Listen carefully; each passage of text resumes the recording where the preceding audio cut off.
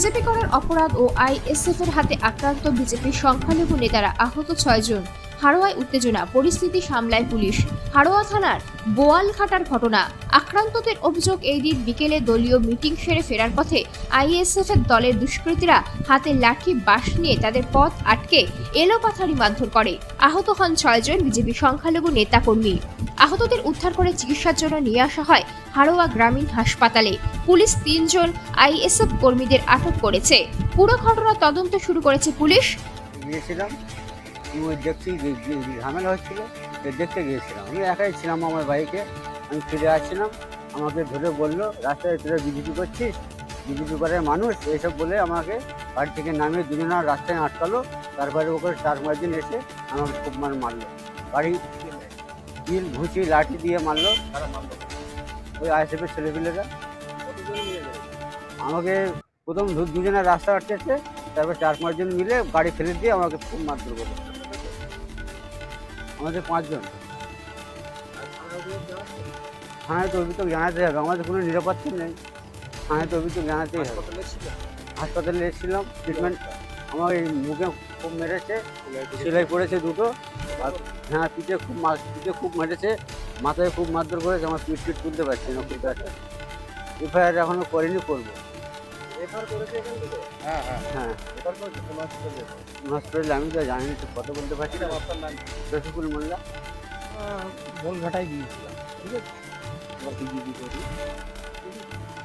এবার বোলঘাটায় থেকে আমরা ফিরছি, ফেরার পথে কলকাতায় একটা আমাদের বসে একটা আলোচনা আমাদের মানে মিটিং ছিল।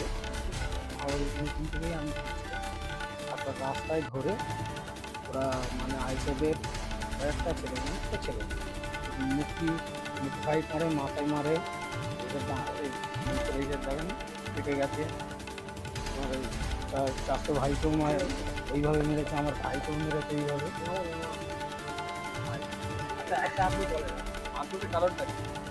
মারধরের কারণ আমরা বিজেপি করি, মুসলিমের ছেলে বলে বিজেপি করি, তার অপরাধী মেরেছে না। আমি বিজেপি বুঝতে আমরা বিজেপি বুঝতে হবে, আমার ভাইও বিজেপি বুঝতে হবে। ওই কতজন আহত? 5 জন। আমি মিটিং ছেড়ে আসার পথে আমার কর্মী, আমরা 12 জন ছিলাম, 16, তার মধ্যে 6 জনের খুব মারধর করেছে। এবং আমি সংখ্যালঘুর মণ্ডল সভাপতি, আমাকেও মেরেছে এবং বারবার বাড়ির হুমকি দিয়েছে, মার্ডারের হুমকি দিচ্ছে। পরিষ্কার বলতে আইএসএফের নেতারা যে তোরে মার্ডার করে দেবো। এবং আমার কর্মীদের বাড়ি বাড়ি গিয়ে এক্ষুনি তাদের হুমকি দিয়েছে যে মারধর করবো, মার্ডার করে দেবো। এবং আমাদের মহিলাদের পর্যন্ত মানে হুমকি দিচ্ছে। কারণটা আমরা বিজেপির নেতা। মারধর লাঠি ছোটা ছিল এবং আমার মাথায় খুব মেরেছে এবং আমাদের প্রত্যেকের আহত হয়েছে। আমার 6 জন। পুলিশ গিয়েছিল, 3 জনের শুনেছি অ্যারেস্ট করেছে। সব আইএসএফরা আমাদের বিজেপি করতে দেবে না। আমি আর 14 বছর বিজেপি করছি এবং আমার 14 বছরের মধ্যে আমার এরকম আক্রমণ কোনোদিন টিএমসিরাও করি, কিন্তু আইএসএফরা আমার বারবার ঘরের থেকে বেরোতে যায় না, বারবার আক্রমণ করার চেষ্টা করে। ওরা বিজেপি করতে দেবে না। এদের শাস্তি চাচ্ছি, এরা যেন কেস হয়, আমার সরকার যেন এদের শাস্তি দেয়।